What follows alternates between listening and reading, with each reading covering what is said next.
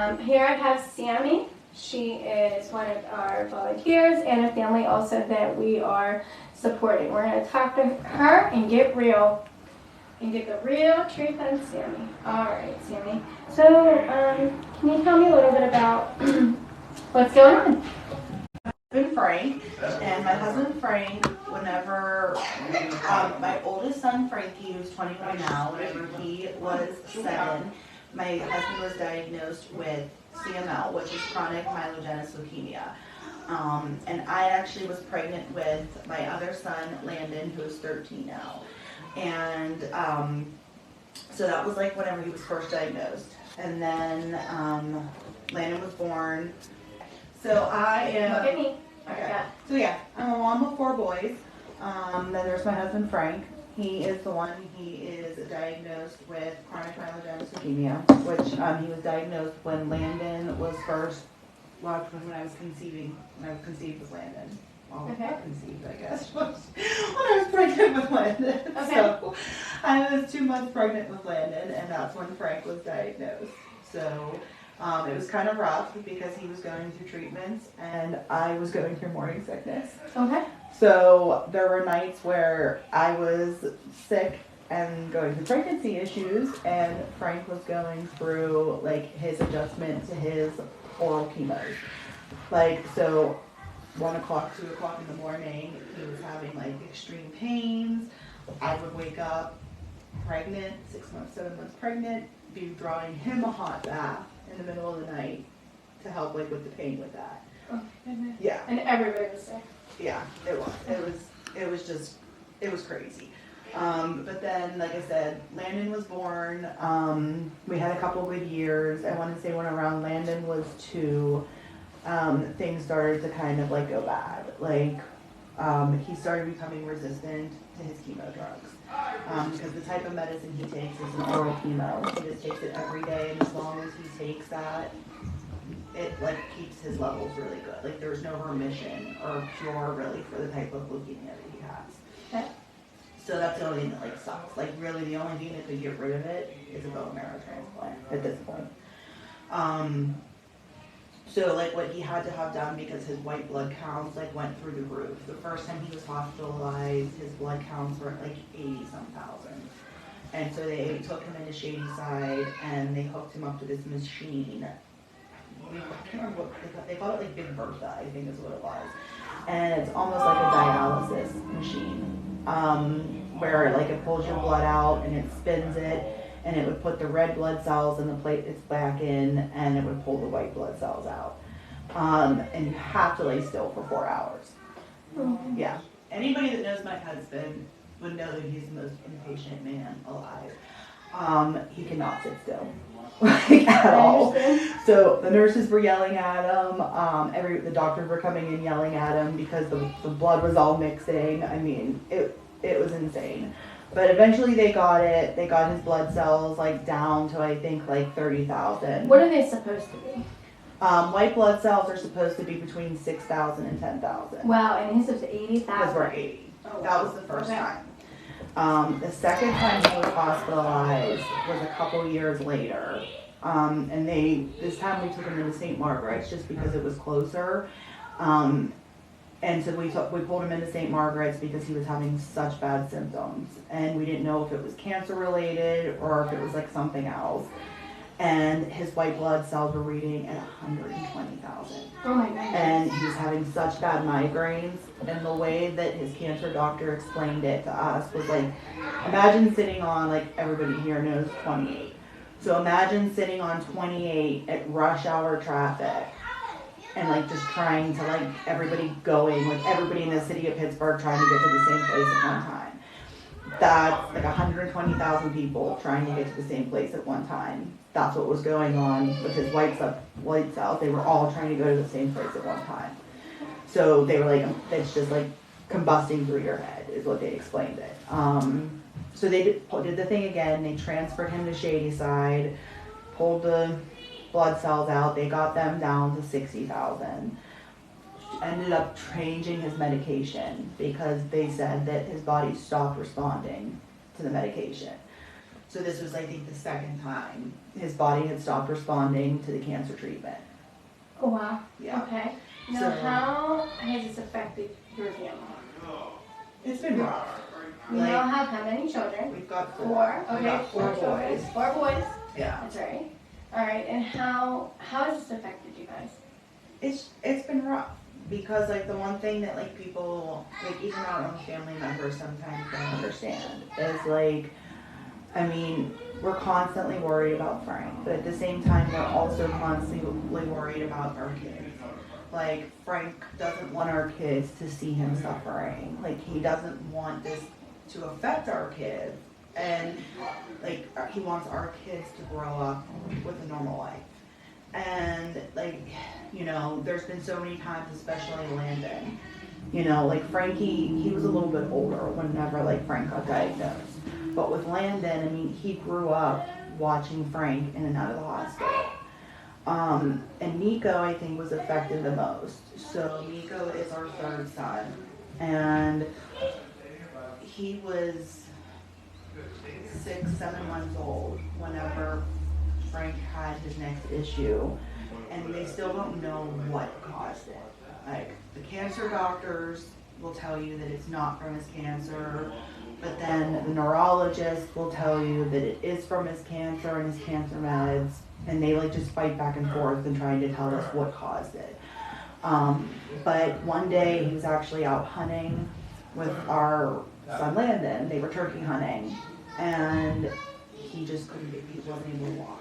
Like he literally had to bear crawl out of the woods with our son Landon. At that time, Landon was only, trying to think, 8 years old, maybe 7 years old. Yeah, and it was like youth day. So like imagine like your 7-year-old with your husband, like just trying to like help him get out of the woods. And he was like trying to help his dad crawl out of the woods. It had been so traumatizing Exactly. for him. And I mean, already him growing up, watching his dad constantly in and out of the hospital sick.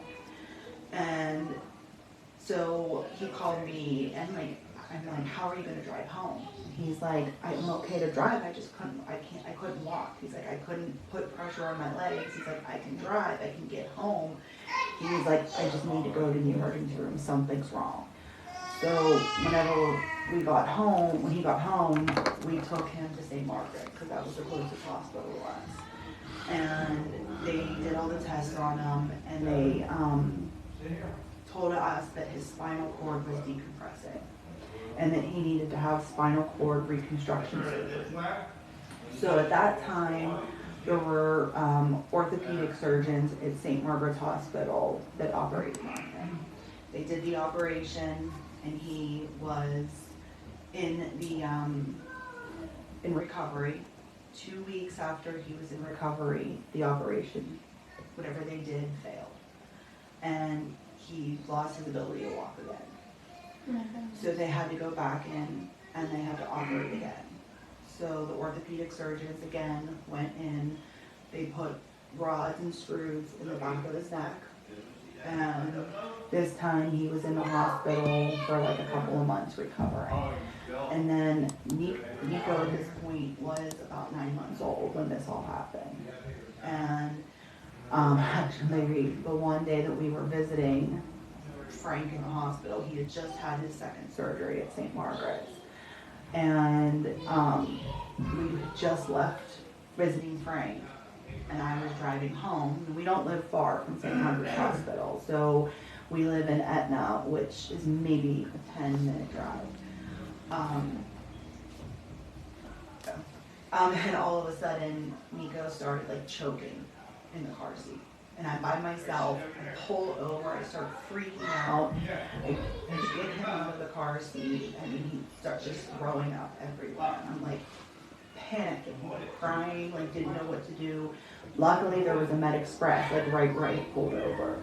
So I like walk him over, like I left my car parked on the side of the road, but I walked him to the Med Express. And like I told them, like, I have a 9-month-old baby, he's literally choking on his throw up in the car. Like, I don't know what to do. Their answer was, take him to Children's.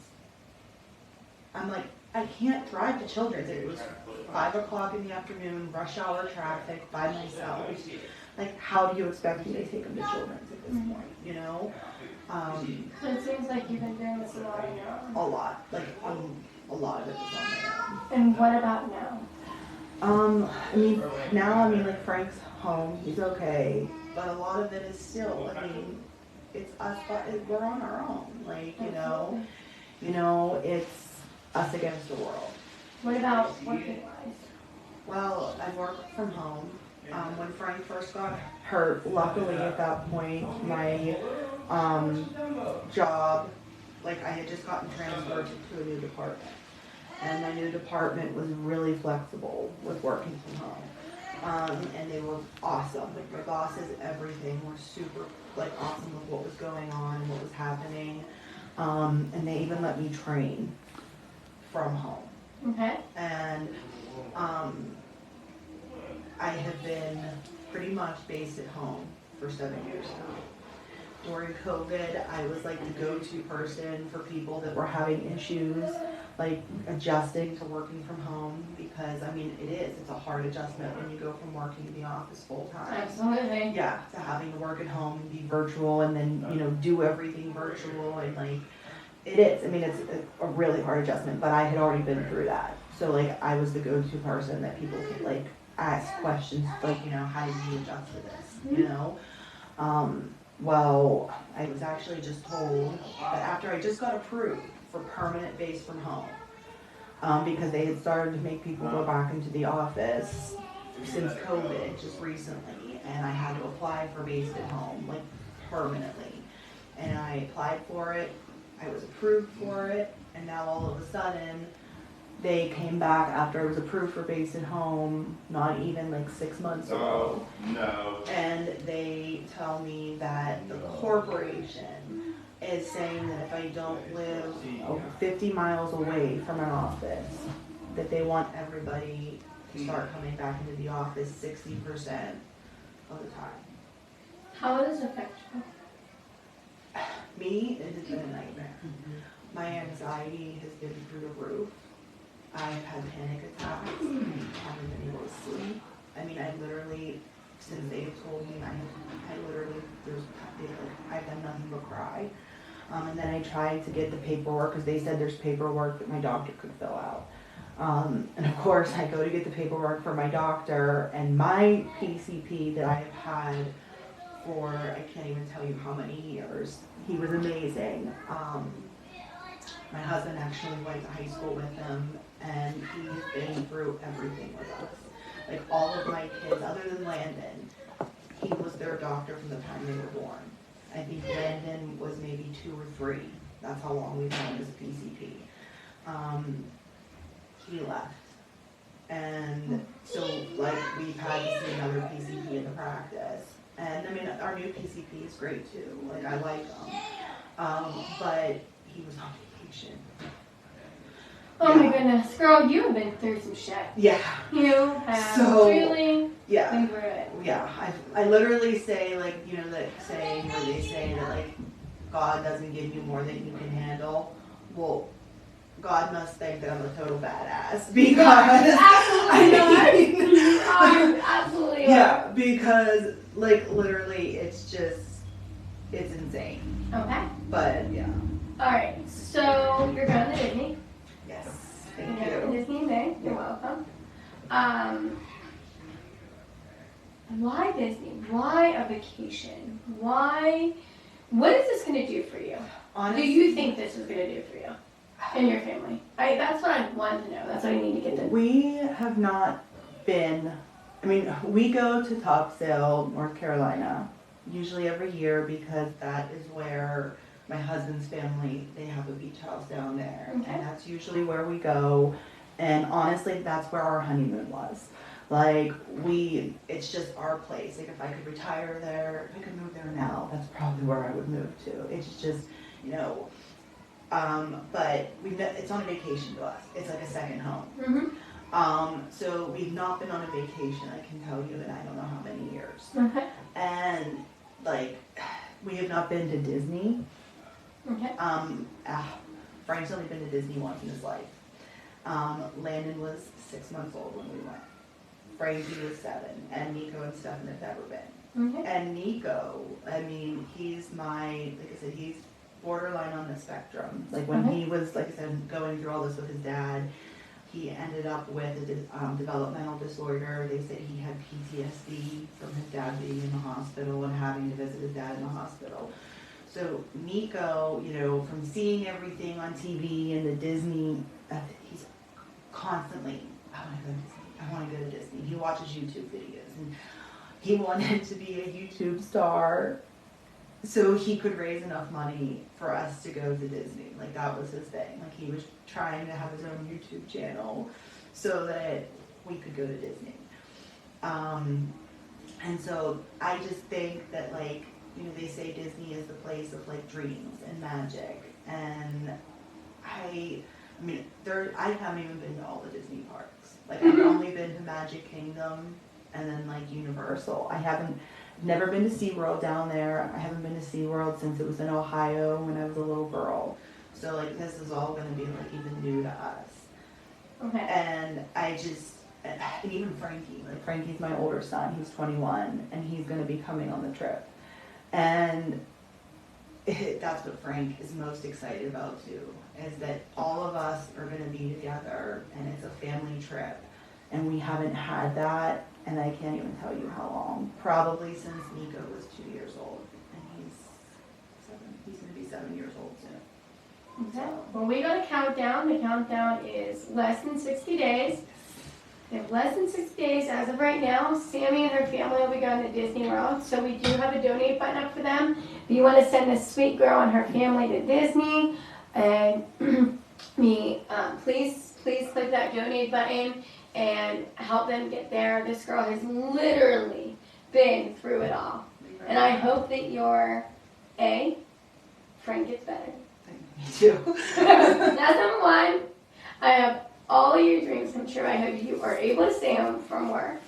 Me too. I'm waiting. Oh, Yeah. we're counting down the days. It's into HR, so it's up with my HR. All right, well, if you're in HR, I won't tell you where she works, but if you're in HR, please let this girl stay home. She needs to. And thank you. Oh, thank you. And I hope you enjoy your day. Oh, me too.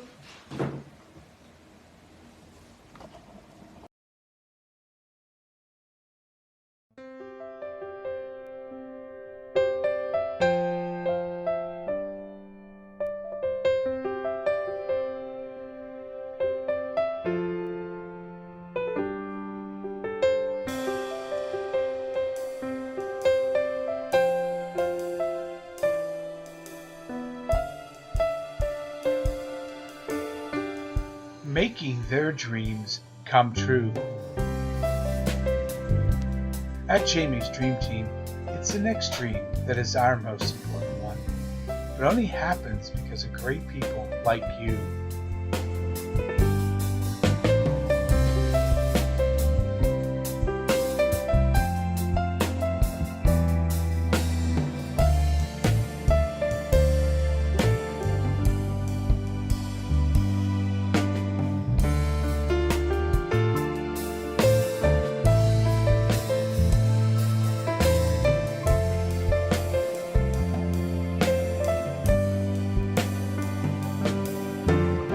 Help us make their dreams come true by donating or volunteering at jamiesdreamteam.org.